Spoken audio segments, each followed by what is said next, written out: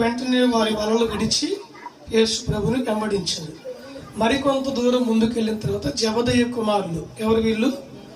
జబదయి కుమారులు యోహాను, ఆంద్రేయ, వీళ్ళని చూసి నన్ను వెంబడించండి అని పిలిచాడు ప్రభు.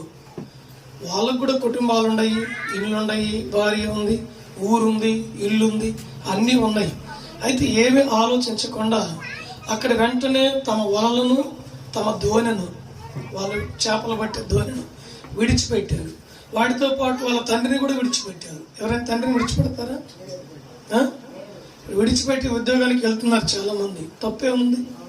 ఏమండి, జీవితం బాగుపడాలంటే, మనిషి ప్రయోజకుడు కావాలంటే ఒక ఉద్యోగాన్ని వెంబడించండి, ఒక ఆఫీసర్ని వెంబడించండి. అప్పుడు లైఫ్ మారుతుంది. అవునా? స్తోత్రం, హల్లెలూయా.